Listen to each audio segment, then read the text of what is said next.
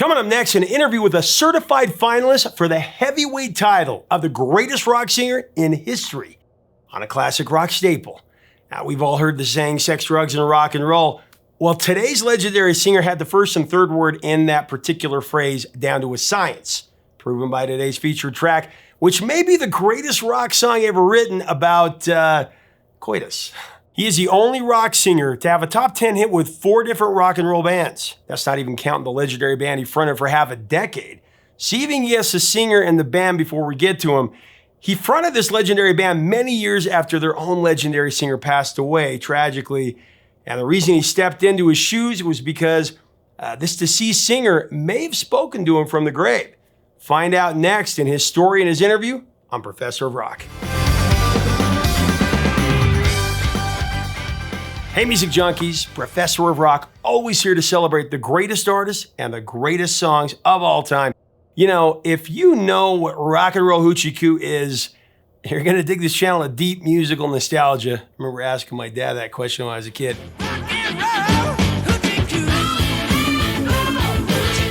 Make sure to subscribe below right now, click the big red button and click the bell so you always know when our stuff's coming out. Also check us out on Patreon for more content there, and you can become an honorary producer to help us get more interviews and videos. And also we have our latest merch below.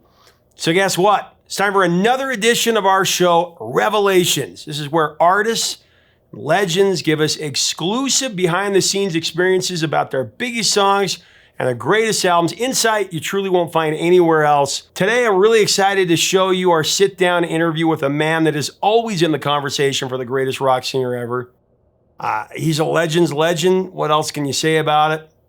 We've had him on the show several times and talking about Mr. Paul Rodgers, who is the only rock singer to have a #1 hit with 4 different rock and roll bands, from Free, All Right Now, Baby, to Bad Company, I can't get enough of your love. I can't get to The Firm,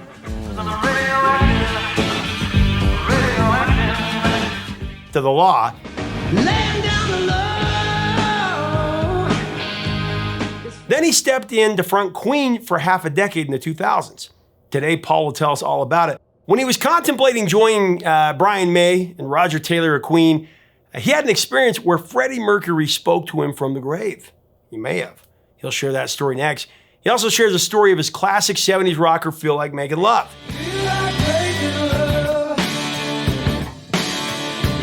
Which, for my money, is really the greatest rock song ever created about the first culprit in the term sex, drugs, and rock and roll. Seriously. Bad Company drummer Simon Kirke shared in an interview that it was actually 2 different songs that were combined to create this classic song. He said, and I quote, "Feel Like Makin Love, that came out of 2 songs. Not sure of the order, but guitarist Mick Ralphs had the original D to G little country song, and then Paul Rodgers had a song that just had the riff." And I said, well, why don't you combine the 2 so that you have the chorus as that heavy riff and then the verse is mixed verse. But the original song, it came out of 2 different ideas, end of quote. Then years after Paul Rodgers wrote this song, he played it to Bad Company guitarist Mick Ralphs, his song, and he came up with some big chords for that chorus when Paul was singing it. Then Mick Ralphs would say in an interview, and I quote, "I came up with a riff and I suggested we put the 2 together to create a total song. I think that's the feel of the song. The verses are very appealing to the ladies, probably more than the men, which the riff comes in with all this bloody macho. It's a big chorus and it worked out really well." The chorus basically shifts the song from an easygoing country ballad to a chest-beating rocker. And I tell you, Paul Rodgers' vocal was a huge part of that. If I had those golden dreams. So let's get Paul's take next as we go into this mini documentary and this interview. I do want to thank our sponsor, Zenni Eyewear, the glasses I'm wearing right now that I always wear. The best part about Zenni for me, after wearing these things for like 2.5 years and having had 15 different pairs, is really the variety of styles. The price point, of course, and the features like Blue Blocks. I can get 3 or 4 pair for what I had paid in the past for just 1. And it's helped me to beat headaches with Blue Blocks, protecting us from blue light. Check out our link up here to get up to 80% off regular retail prices. Here is Paul with the interview. Well, Feel Like Makin Love, one of my favorite songs of all time. Came from the band sophomore release, Straight Shooter. Album cover is legendary. I remember taking my dad's record and putting it on the wall. I pinned it to my wall. I got in some trouble because it was his record, but You put holes in it? I just pinned it. I pinned it to the wall because I love the album cover so much with the dice. Straight Shooter, it's an epic collection. We could do a featured episode on almost every track, but let's talk about Feel Like Makin Love.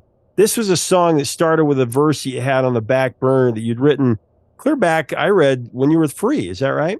Yes, it was.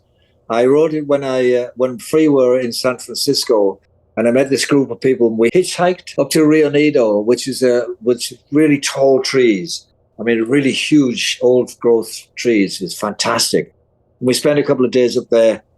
So I wrote the first "Baby When I Think About You." Baby, when I think about you. And I just put them on, as you say, on the back burner until we got to this album. And Mick said, so we sat down. We said, what have you got? And I said, I've got to write songs for the album. Okay. Well, I've got this one because I've been working on it, But I said, I don't know where else to go with this. Baby, when I think about you, I think about love. And I wrote the verses. And then Mick went, oh, what unit is this? Ba-bum, bam, ba-bam.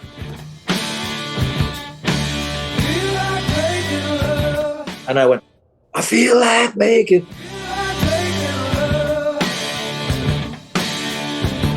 So that's how the song came about. Yeah, we didn't really think it would be that big, but it's one of the first songs that a lot of people think about first when I think about Bad Company. Think about love. I love the dynamics of how you put that song together, because you come in and it's very slow, methodical, or not slow, but just your vocal is just very almost poignant. Darling, I don't live without you. And then you get into that guitar riff, those big chords, man. It's just so classic. Feel like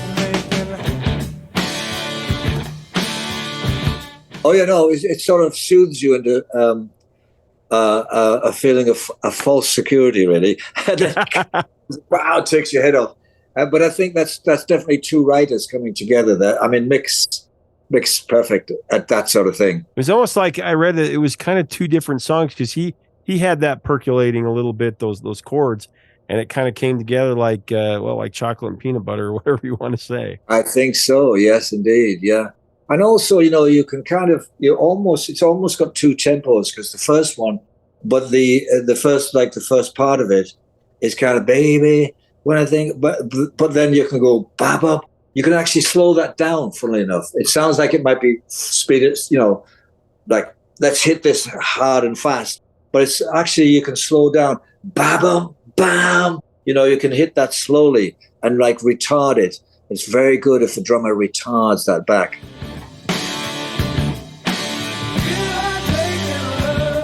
The other thing I think is interesting about the song, Paul, and maybe this is just my listening interpretation, because we all interpret music differently as listeners. Sure. But it felt like it was like the 60s coming into the 70s as well, because that first part sounds very 60s. Baby, when I think about you.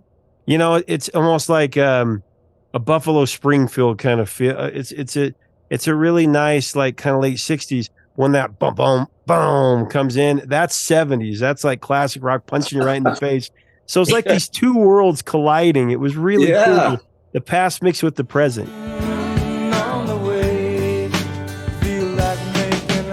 What do you remember about recording that big vocal? I needed a third verse, and so I came up with "If I Had the Sun and the Moon." And if I had the sun and moon. Do you remember the first time you heard it on the radio or played it live? I mean, you had to know this was a big hit. Feel Like Makin Love. Well, is it a big hit? I mean, I know it's stood the test of time and a lot of people like it, but I don't think it was actually a single ever, was it? Yeah, it went to number 10 on the Billboard Hot 175 and 20 in the UK, number 5 in Canada, and number 2 in New Zealand. So yeah, it was globally. I'm kind of a chart geek. I grew up on the Casey Kasem American Top 40, so I I know all the chart positions, but yeah, it was a big hit. Crossed over for a rock song. And then in 1993, it went back into the charts when a dance version came out by a group called the Chimes. And well done to Pauline Henry, who used to be in the Chimes and now is making a good solo.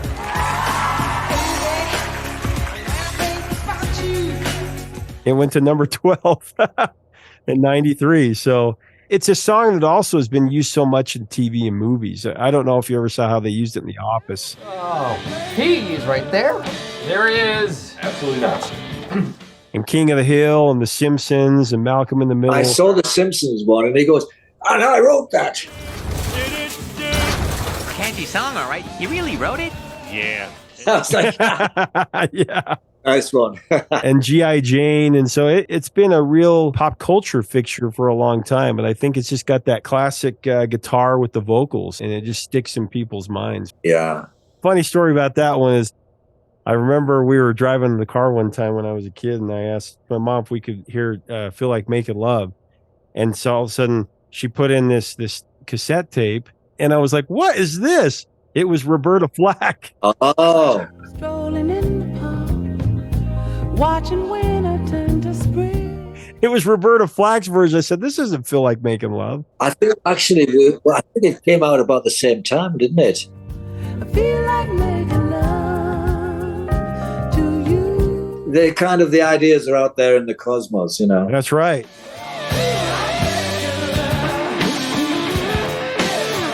Well, Shooting Star, one of the most poignant songs you've written.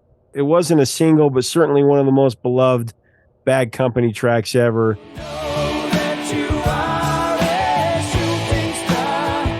Tell me about what inspired that. The thought process was, a lot of people are dying in the music business. I mean, it's not a war zone. It's entertainment. Why are so many people? We lost Hendrix, Jimi Hendrix, great. And Janis Joplin and Jim Morrison. I think of immediately with that. But it's happened to so many people, right? And I just was thinking that, and I would start to sing, Johnny was a schoolboy, don't you know that you... And I thought, wow, that's a good... Where have I heard that? And I thought I'd heard it on the radio, and I realized I don't think I have. So I ran in the cottage, got the guitar out, and worked it out. Johnny was a schoolboy when he heard his first Beatles song. That's what happened, basically. In thinking, the thought process was, well, I'll repeat myself if I say it again. The thought process was, it's not a war zone. It's the entertainment field. Why are so many people dying? But there was a period of time when drugs and alcohol were mixed together, and what would happen is people would take both of those and they'd get unconscious because of the drugs, but then they'd vomit because of the drink. But because they were drugged, they didn't turn over, and they drowned in their own vomit. And so many people, it happened to so many people. Bottle of whiskey, sleeping tablets by his head. You don't hear of it so much now, but it was kind of an epidemic at one point. Johnny died one night, died in his bed. It was kind of a big wake-up call that everyone kind of needed to look in the mirror, and it was interesting how just in a few years' time that we lost so many legends. Did Johnny, Johnny, the character you depicted in Shooting Star, represent any one person, or is just symbolic of all these fallen artists? He's symbolic. He's generic, I guess. He's an imaginary person. Johnny said, "Don't cry, mama." Smiled and waved goodbye. Well, and Paul Kossoff could be in that category of a shooting star that just fell far too early. Yeah. What do you remember about recording that song? Anything that stands out to you? I remember a mixed sound on it. The down-down, I think it's great.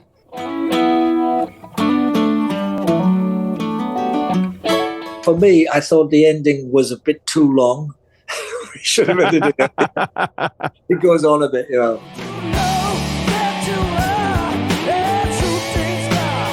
But other than that, not especially, because we were playing it live.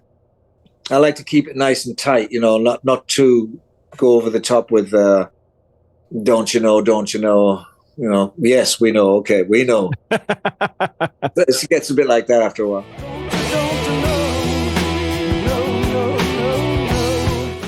But a very, very poignant song. Yes, it's a good message, I think. Yes.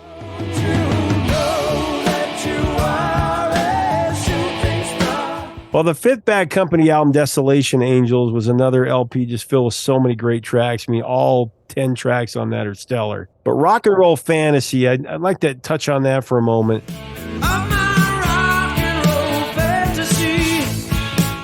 You were inspired to compose that song based on a Roland guitar synthesizer riff that you improvised. Yeah, I got this Roland guitar synth, and I got sounds and played it, and so I thought, what would it be like if I put everything in, like harpsichord, guitar, bass, so the whole 6 strings are a bass guitar now, the guitar, ragged guitar and all this.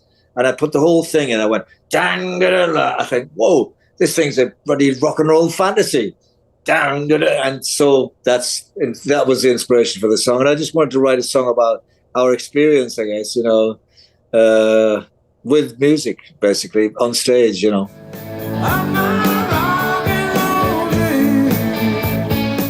Well, I got to ask you about the opening lyric. I've always wanted to ask you about, here come the jesters, 1, 2, 3. The jesters, 1, 2, 3.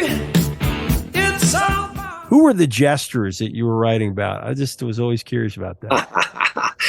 Well, in a court, in the king, the old days, the king had a jester, and the jester was the guy that made everyone laugh, the comedian.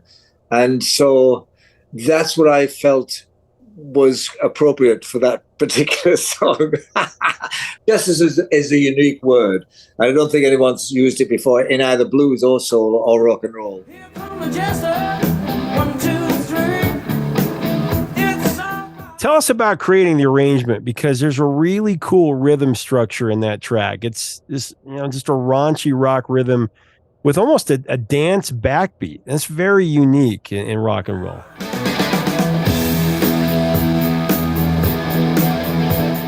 To me, whenever I start writing a song or playing a thing, it's just what to me is a groove. Dum dum da dum dum dum. That's a groove to me. Reaching for the sky, turning up the ground. Peaked at number 13 on the Billboard Hot 100, and it was actually Bad Company's biggest selling single in America. Wow, was it? Yeah.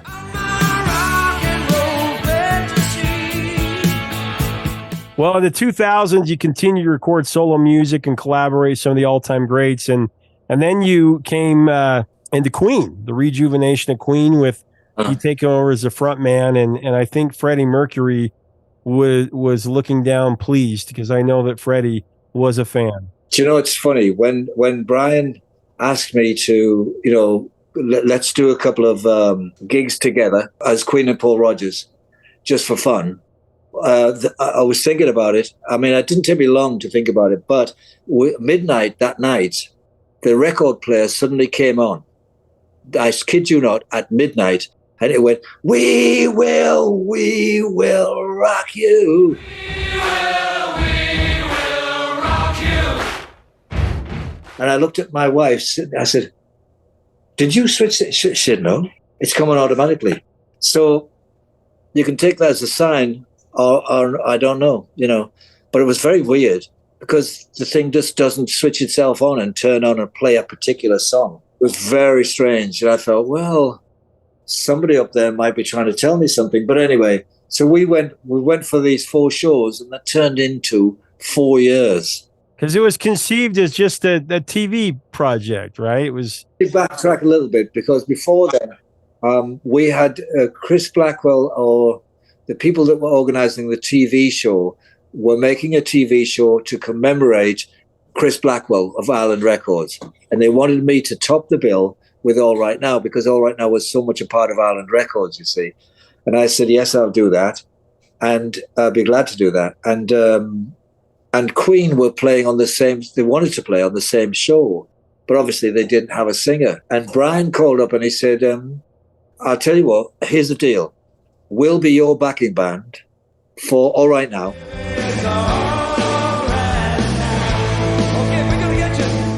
If you'll be our singer for We Will Rock You and We're the Champions.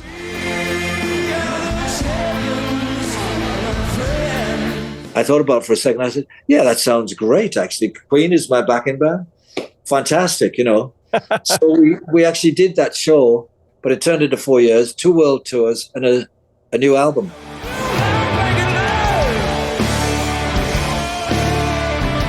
Leave us a comment about this rock classic, Feel Like Makin Love, and Paul Rodgers, one of the greatest ever. What are your memories of this song, the 70s classic? What are your, what's your favorite iteration of his career? Free, Bad Company, The Firm solo, The Law, what he did with Queen, let us know. Also, you can get Paul's new album, his new solo album below. It's a great listen. If you like our content, we invite you to subscribe. We'd love to have you. Until next time, records and the truth, my friends.